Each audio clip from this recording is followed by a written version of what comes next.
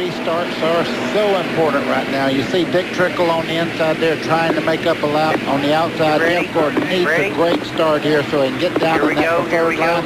You see him jump out there. Trickle, the first man, a lap down in 22nd spot. Cannot stay with the 24 car on the restart.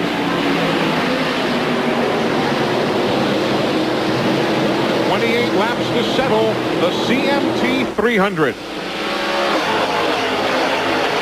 Clouds rolling in over the top of the Speedway now. The entire track in overcast. Gordon, Irvin, Craven have all cleared Dick Trickle now. Seems to be a clean restart here. First time back under green. Terry Labonte has just come out of the infield care center. Let's check in with Glenn. Terry, pretty scary looking wreck out there. You okay? Yeah, I'm fine. It's a tough deal. Too bad the Kellogg Chevy was running pretty good. We had a terrible qualifying run, and I thought we were going to have a good finish there. And I don't know. It seems like every lap, the lap cars are always in the way, and somebody has to knock them out of the way, and they cause a wreck or spin in front of you. And they're on those restarts. So I got caught up in one of them. Well, as you can see, he's okay, and we just saw Chad Little was involved in another spin. No caution again. Indeed, we stay under green, but Chad did the 360 there in that John Deere machine. Smoke coming off Earnhardt. You see that? Yep. That tire rub we were speculating about. Oh, you see he's making him wiggle even some there. Boy, that is a bad place to have a rub because the right front goes flat and you have no choice but right into the wall. He's running in 9th, Earnhardt is, with 26 laps to go. That's him there to the outside, going around Skinner, following Mark Martin. You see that smoke again as he decelerates heading into the corner. There it is, on the right front of Earnhardt's car. It looks like the initial turn, though. It may not be rubbing enough to really create a problem. Hopefully it is not. Meanwhile, Steve Grissom got around Ricky Craven. You see right there, they had been side by side. Look at Dale Jarrett come up in the 88 car. He's also in the fight. MCI bringing you NASCAR timing and scoring across the top of the screen. What a big day it would be for Steve Grissom should he be able to stay there. This would be his best career finish, but oh boy. And then some. Craven doesn't want to let him have his best career finish twice in a row here in New Hampshire. Look at this between the 88 and 25. Dale Jarrett beginning to rumble. 24 laps to go. Oh, but he got couldn't. wide. That's it. Couldn't stay down low. So Craven got by and it may open up. No. Thought Hamilton might be able to out-drag him on the main straightaway. Couldn't do it. The grandstand is on its feet again.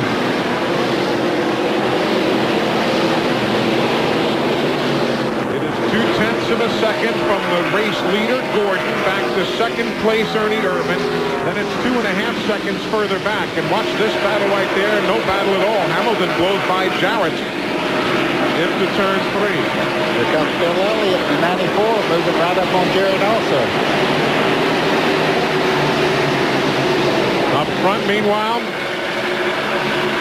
It's less than a car length as they start off down the back straightaway. Look at Ernie Irvin driving that car for all it's worth. Comes off the corner, bobbles just a little bit. What great straightaway speed. Look at that car go. Look at the fans just yelling, screaming. That's typical of what we're seeing around this track. What do you figure he's cheering for? Could be either one. Could be anybody. There you go. I guess we know who he's cheering for now. This man who is in 9th spot right now, Dale Earnhardt, trying to grab 8th away from Mark Martin if he can. There's Bobby Hamilton around Ricky Craven, so move Hamilton to 4th.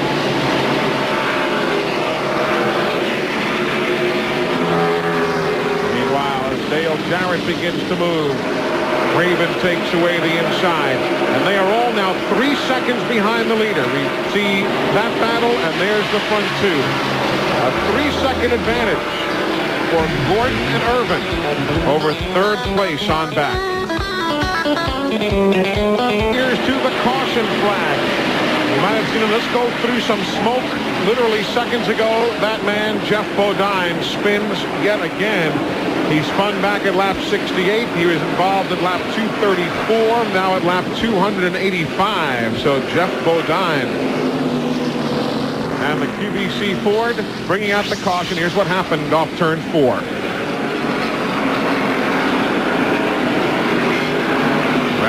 she goes. Kyle Petty was the man behind him. Don't know certainly from those pictures if Kyle was involved, but certainly it was the Mattel Hot Wheels car right behind. So there's caution. Geoff is going to make a pit stop. We're 15 laps from the finish here in New Hampshire.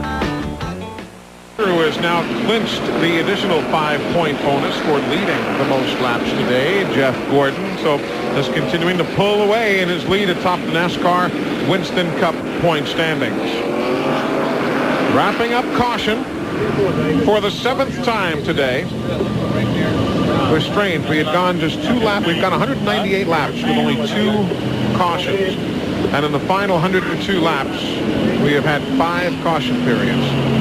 Eli used to really get nervous, like if you're up front and they have the double file restart, you really get nervous because that brings a lot of people that are fighting to get back in the lead lap up the side of you, and they have to race too. So everybody out there is trying their heart out to better themselves, and things happen. If you're a Sterling Marlin fan, he's back on the track, 17 laps down. He's running in 40th. And how about a quick update on Geoff Gordon? Well, Eli, there's a number of crew members up and down pit road that are from the Northeast and would love nothing better than to win here at their home track, Loudon. One of those guys, young Steve Letarte, 18-year-old crew member on Geoff Gordon's team. The reason? His dad helps build chassis for Robert Yates Racing. They've had a little fun ribbing going on in the family the past few weeks. DJ won at Bristol, so his dad left a little hat from Victory Lane on his pillow. After Steve's team won the Winston Million, he put one of those brand spanking new Geoff Gordon $1 million bills on his dad's pillow. Well, the hat came back last week. He said, you know what? A win here at Loudon is just about 5, and we would love to do that today. Now we'll see what happens. The green flag is in the air. We're at lap 290, just 10 to go. Let's see if Ernie's got something for Gordon. Well, he got hung up there with Trickle, but Gordon went a little wide getting off the corner. You see Ernie still right on his back bumper as they head down the back straightaway. 4 wide on the back stretch. 3 wide going in. Nice job. You can see Skinner getting just a little bit loose there. Dale Jarrett's really trying to get by him there. Jarrett's in 6th, Skinner's in 29th, and Dale just got pinned in behind him. Now he and Earnhardt 4th position. And the smoke appears to be gone from in front of Earnhardt's car. The problem he had a little bit earlier seems to have gone away. Jarrett hangs on to 6. Oh, there goes Johnny Benson into the wall in turn number 1. No caution. Johnny was running 19th on the lead lap. We're staying green. Look at Bobby Hamilton here in 43, sideways off the corner, running very, very well. Oh, and here goes Skinner. He spins. Oh, and he's going to take out others. Andretti gets a piece of Michael Waltrip. Kenny Schrader's in there. We're at lap 291. They will certainly be able to get the racetrack cleaned, but here comes a good scramble back to the straight. Boy, oh boy, this could be it. You see Ernie Irvan doing everything he can, trying to get by Gordon as he comes to the flag. Caution on the Speedway, and there's Skinner still slipping and sliding around at lap 291. Schrader, we told you, was involved in some of that. Andretti got some. He just did tick Michael Waltrip in the number 21 machine. There's Michael. And he had a good day going, too, at times. He'd been up and down, running at 27th now. What a lot of smoke all of a sudden. Boy, there's some cars that have been awfully badly beaten up here in the last few laps. A lot of carnage. Yeah. See inside Skinner's car here. Look at the smoke inside, just from the outside smoke blowing inside the car. You can tell he is not one happy fella at the moment. Good qualifying run for Skinner. Now, of course, on the restart, and we should have one because there is limited debris here on the main straightaway. We're now inside the final 10 laps, so only the lead lap cars are going to restart at the front and then only in single file formation. So we won't have that double file to deal with here when we do go back racing.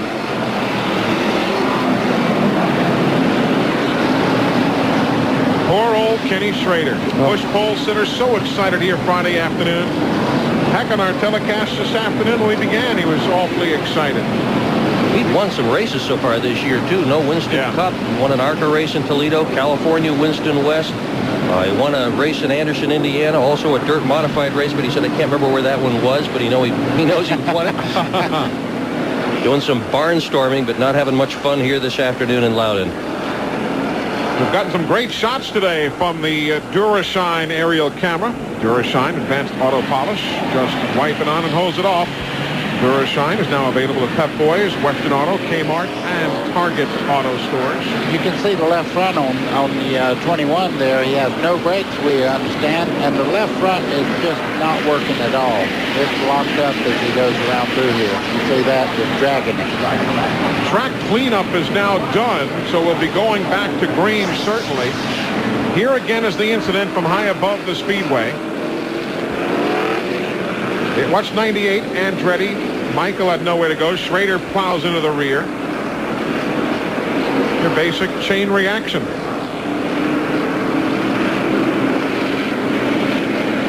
Here it is again. Bill Elliott right behind Skinner there once Mike came off the wall.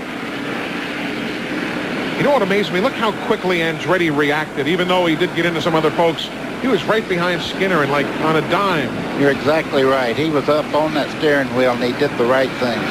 Watch that again here on this replay. Watch how quickly, once Skinner goes, how quickly 98. Looks like Bill got into the 31 of Skinner just a little bit. Bill Elliott, you can see Rusty Wallace getting by on the inside. Quite a few got through there. Todd Bodine's been through every wreck out there today in the 99 car. He's showing just a little damage on the back part where somebody's run into him, but nothing to really hinder his progress. He's running 15th. Watch this. Oh, right into your living room. And remember, Mike Skinner's got an in-car camera, too. Oh. And the hits just keep coming. Man, that's something. Steve Burns has an update on all that's going on down there. Yeah, as you said, Eli, Michael Waltrip came down. Johnny Benson was just in. They changed left side tires. The left rear corner of that car is crumpled in. They took the sledgehammers out, tried to bang it out, but he's going to get out there and try and limp around.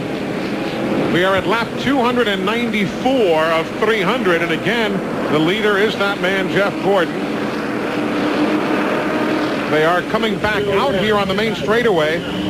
You'll see from this view, just look out to the right of the screen, the pace car will go by the cleanup truck that is right there putting down Speedy Dry. They've come back out to put some more down.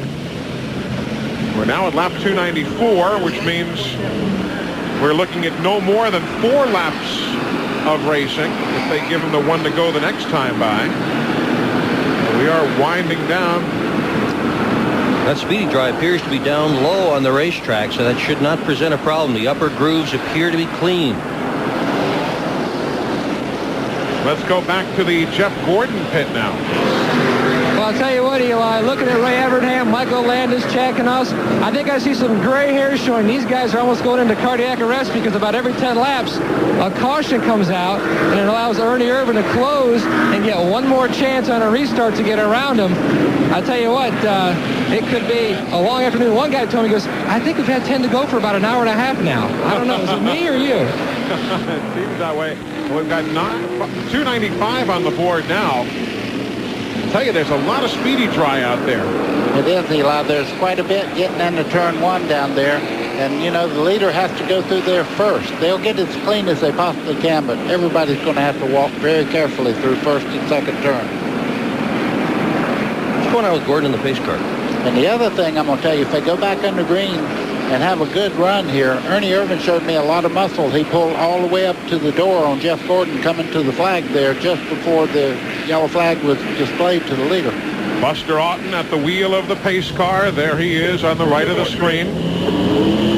Has some riders with him today from the NASCAR official family. I-296 is on the board now. 296.